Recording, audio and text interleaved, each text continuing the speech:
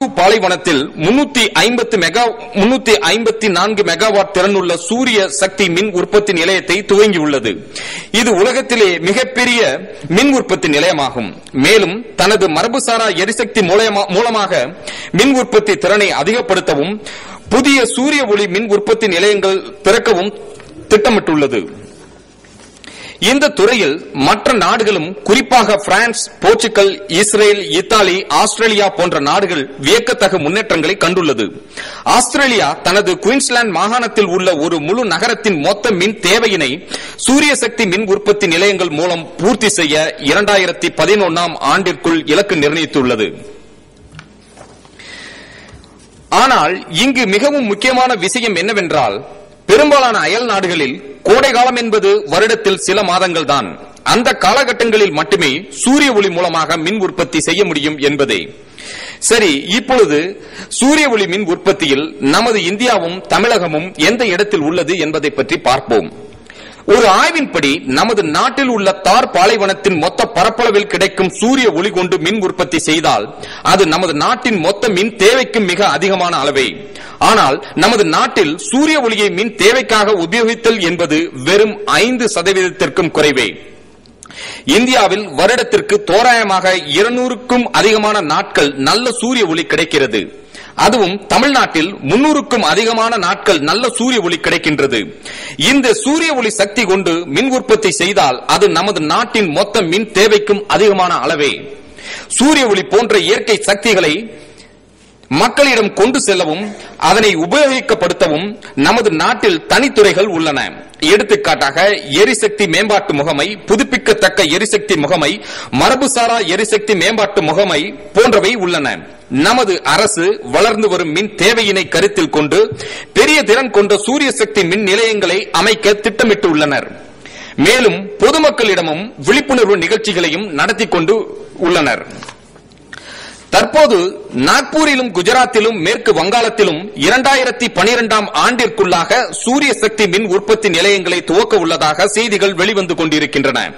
அது செய்தியாக மட்டுமல்லாமல் எந்த தங்கு தடையுமின்றி மிக விரைவில் பொதுமக்கள் பயன்பாட்டிற்கு வர வேண்டும்.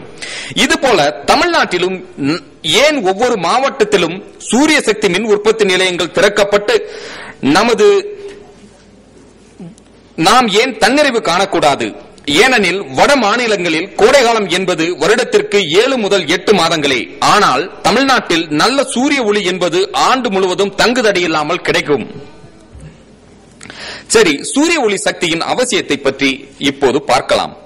வளர்ந்து வரும் நமது பொருளாதாரத்தில் கடந்த 10 ஆண்டுகளில் இந்தியாவின் மின் தேவை என்பது அபரிதமாக அதிகரித்துக் கொண்டே வருகிறது. நாளுக்கு நாள் மின் உற்பத்திக்கான மூலக்கூறுகளின் ஆதாரங்கள் குறைந்து கொண்டே வருவதனாலும் மின் உற்பத்திக்கான செலவினங்கள் அதிகரிப்பாலும் இந்தியாவில் மட்டுமல்லாமல் உலக அளவில் மின் கட்டணங்கள் 5 முதல் 15% வரை அதிகரிக்கலாம் என சந்தை வல்லுநர்கள் கருத்து தெரிவிக்கின்றனர். மேலும் உலக வெப்பமயமாதலின் விளைவாக பனிப்பாறைகள் உருகுவதும் தட்பவெட்ப கால சுழற்சி முறை மாறுபடுவதாலும் இந்த பூமி பந்தில் ஏற்படக்கூடிய கேடுகள் கணக்கில் அடங்காதவை. பொதுமக்கள் தங்களுக்கு தேவையான மின் தேவையினை அரசாங்கத்தையே சார்ந்திருக்காமல் ஏதேனும் சூரிய ஒளி சாதனங்களை கொண்டு தமது தேவையினை சுயமாகவே தாமே பூர்த்தி செய்து கொள்ள வேண்டும்.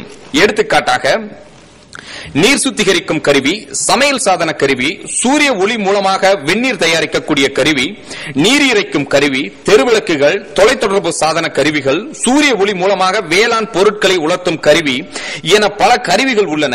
இவற்றை பயன்படுத்தி தமது தேவையினை தாமே பூர்த்தி செய்து கொள்ள வேண்டும். மேலை நாடுகளில் தற்போது உள்ள மிக உயர்ந்த தொழில்நுட்பத்தில் ஒவ்வொருவரும் தமது வீட்டிற்கு தேவையான மின்சாரத்தை சூரிய ஒளி மின் சாதனங்கள் மூலமாக தாமே மின் உற்பத்தி செய்வதோடு மட்டுமல்லாமல் தேவைக்கு அதிகமான மின்சாரத்தை அரசாங்கத்திற்கும் விற்கவும் வசதிகள் செய்யப்பட்டுள்ளன. அதன் மாதிரி வடிவத்தை இந்த படத்தில் நீங்கள் காணலாம்.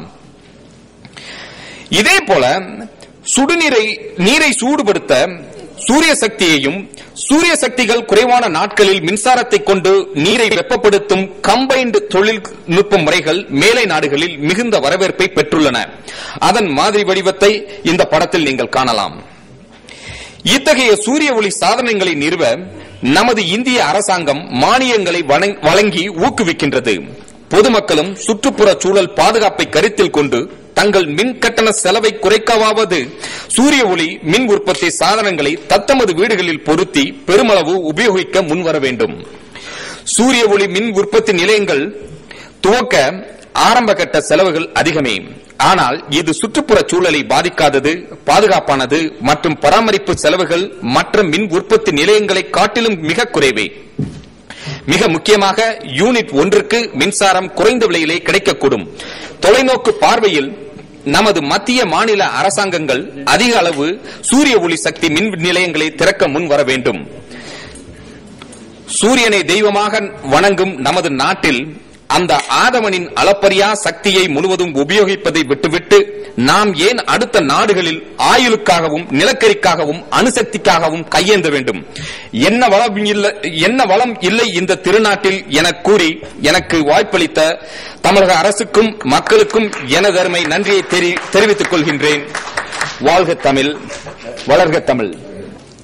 கடந்த 35 ஆண்டுகளாக இந்த எம்பிபிஎஸ் மருத்துவம் சார்ந்தவர்கள் மன்னிக்க வேண்டும், எல்லாருக்கும் பெரிய அவ்வாறு கொஞ்சம் எளிமையான முறையில் நாங்க படிக்க போறேன். 2 புத்தகங்கள் தரப்படுகின்றன. ஒன்று மார்பு புற்றுநோய் பற்றியது, இன்னொன்று வந்து பொதுவாக மற்ற புற்றுநோய்களை பற்றியது. மொத்தம் 31 வகை புற்றுநோய்களை பற்றிய எனது 35 ஆண்டு கால ஆராய்ச்சியின் அடிப்படையில் வந்த ஆங்கிலத்தில் ஆன நூல் இது.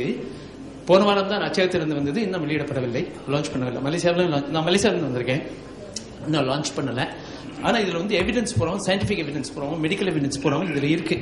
அதெல்லாம் தவிர்த்தரின் காலம் கருதி மேற்கொண்டு விரும்புறவங்க இதை பின்னால் பார்த்துக்கலாம். இப்ப நீங்கள் பெற வேண்டியது வந்து 2 புத்தகங்கள். ஒன்று புற்றுநோய், இன்னொன்று மார்பு புற்றுநோய். இந்த மார்பு புற்றுநோயை பற்றி தான் இப்ப நான் பேச போறேன்.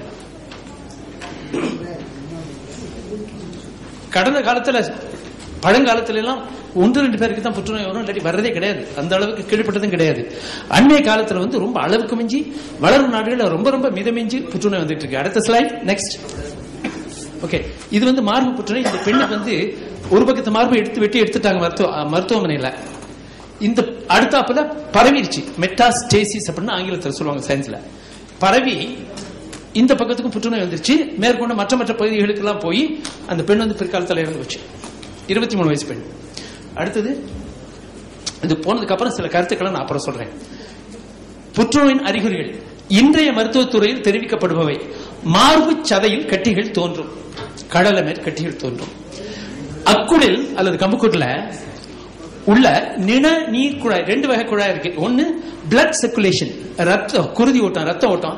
இன்னொன்று நிண நீர் ஓட்டம், இந்த பிம்பிள் பரு வந்து கசக்கும்போது தண்ணி மேல ஓட்டம், அந்த மாதிரி நிண நீர் ஓட்டம் இன்னொரு குழாய் இருக்கு உடம்புல. அப்ப கழுத்திற்கு கீழே இருபுறமும் கட்டிகள் தோன்றலாம். இந்த காலர் போன் கிட்ட கட்டிகள் தோன்றலாம். மார்பின் தோற்றம் மாற்றம் அடைவதோடு பெருக்கவும் செய்யும். ரொம்ப பெருசா வந்துடும் மார்பு, உருவமும் மாறுபட்டு போயிடும். அடுத்தது மார்பின் தோலில் குழி விடலாம், ஒரு பள்ள மாதிரி விழும். மார்பு காம்புகள் நசுங்குவது போல உள் இழுக்கப்படலாம், அதாவது உள்ள போயிடும்.